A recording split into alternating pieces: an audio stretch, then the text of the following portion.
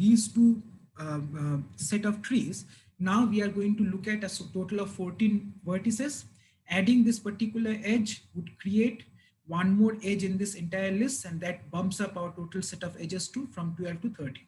So our set of edges goes from 12 to 13, and we have now connected 8 and 5 edges together, 8 and 6 vertices together to create a 14 vertex tree. So since the number of edges is still going to be n minus 1, it essentially means that it follows the first property or the second property. Yes, so it follows the third property, that any connected undirected graph that has edges, that is v minus 1 edges, that's a tree. So adding any edge that ends up connecting two cuts where there is no other edges across this cut ends up in a tree. That's all it says. Okay. Now comes the, well,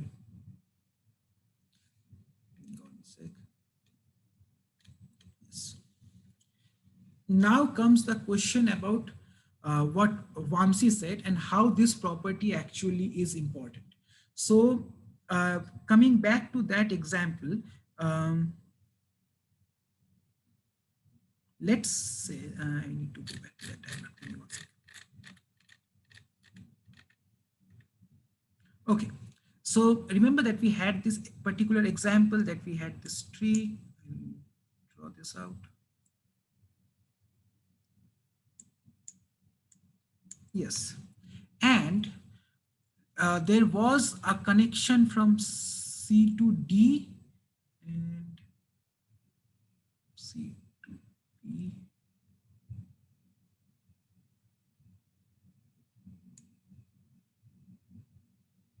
No, this was between these two vertices,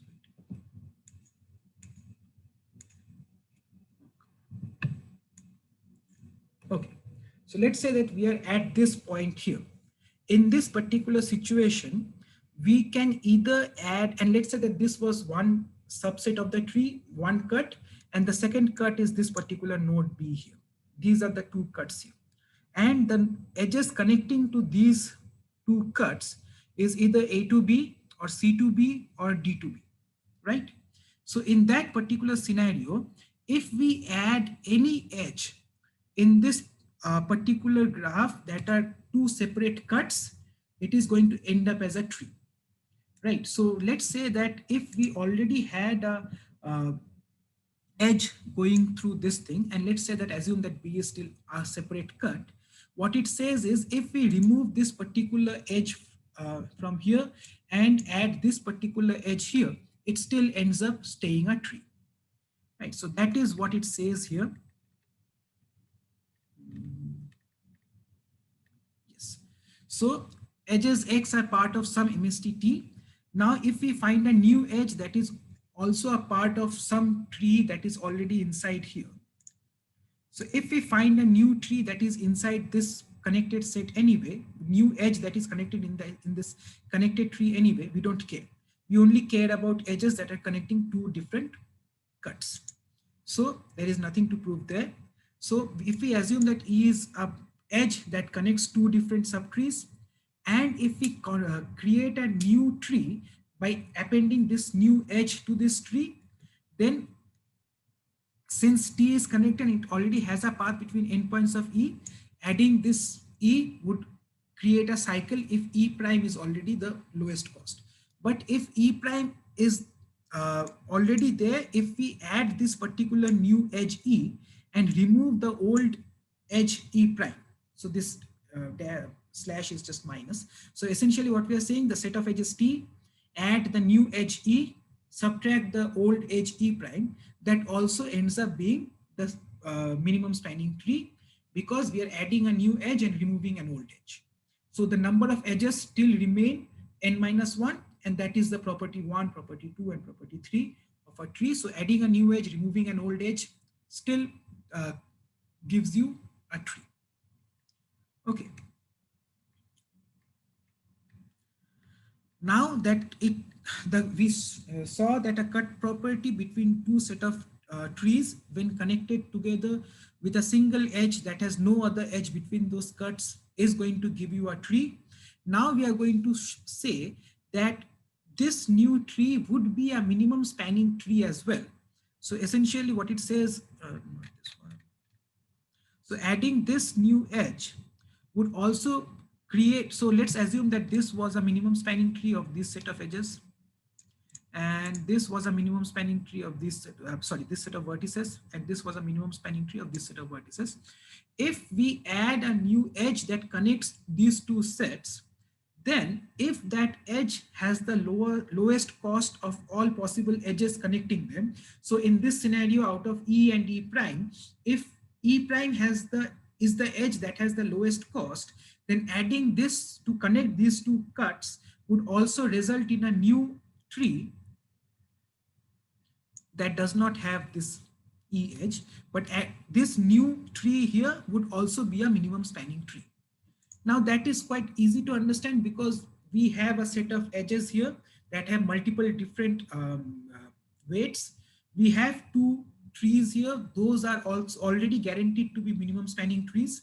If we add another edge that is connecting them, and we are not going to add any other edge to create a cycle, that edge should be the most minimum cost edge anyway in order to create a minimum spanning tree, right?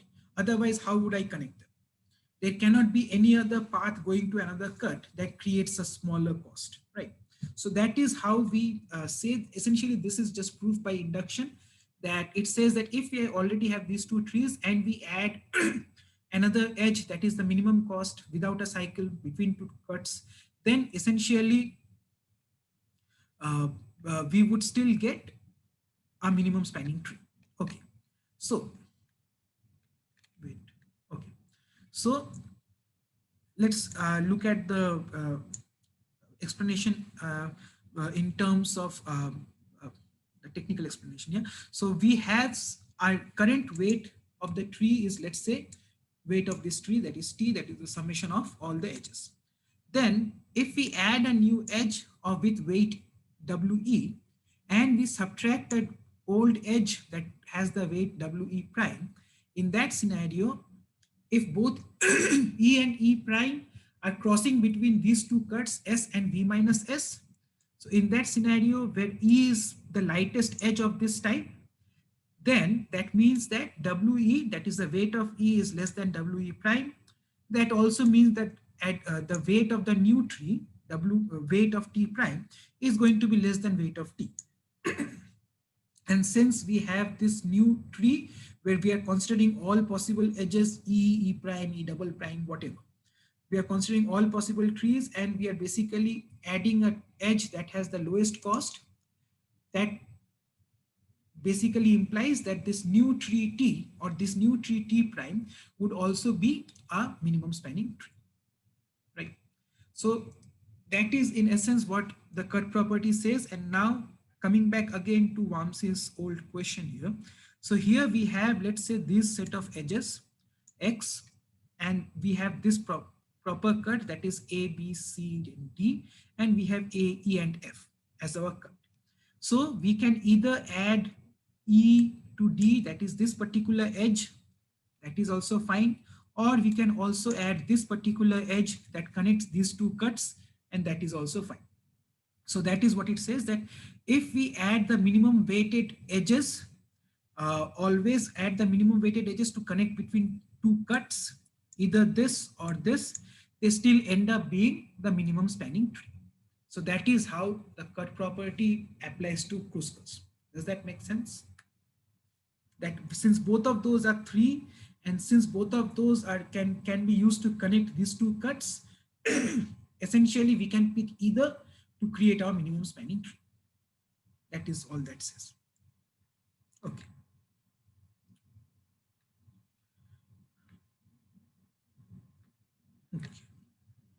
Okay. So now coming to actual implementation details about the Kruskal's algorithm, right? Again, remember that we need to sort our edges and pick the smallest edge every time, and we need to grow our tree. But the most important thing is we need to make sure that our adding a new edge does not create a cycle, right? So detecting that becomes the pain of this algorithm. Okay. So at any given point in time, you would have a bunch of edges that are already chosen that would create a collection of connected components or a set of subtrees, which we would then need to join together. So let's say we have multiple connected components, we would need to then join together, and we would need to join together such that we always pick the lightest edge to join these two trees together. And since we are using the lightest edge to join these two trees together, essentially that means that it is going to satisfy the cut property, and that means that it is going to end up being the minimum spanning tree.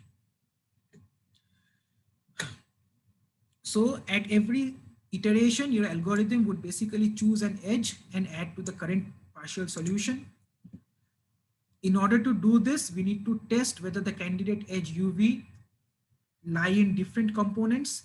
If they lie in different components or different cuts, only then can we add the edge between them.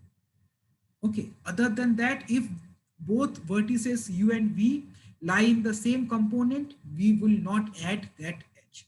And that is the main thing about Kruskal. So let's take that example again. In this particular scenario, we are just looking at this. So let's say that we have this candidate edge that connects these two edges. Adding these two edges, these two vertices with this edge to our solution, that is fine, does not create a cycle. However, if we have an edge between these two vertices, let's say there is an edge between these two vertices, and that is the minimum most cost edge in this set.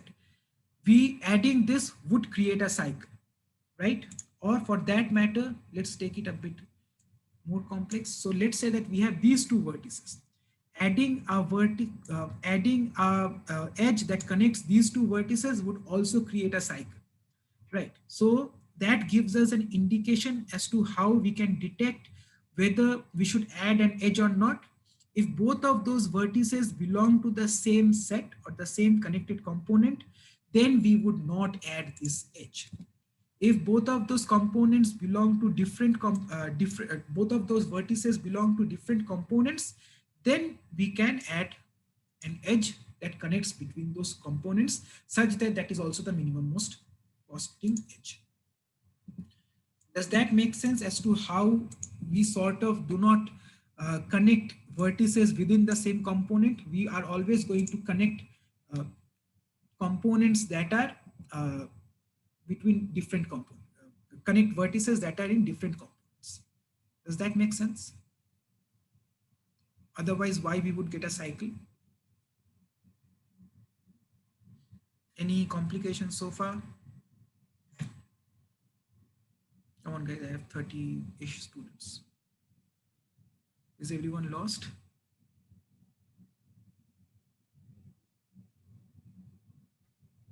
I mean, is the whole point of this just that anytime you're, I guess I'm trying to understand like the significance, like, yeah, okay. If you have a tree and you add any edge to that tree within the tree itself, it's going to create a cycle, right? Is that what you're basically just trying to get across? Yes. Okay.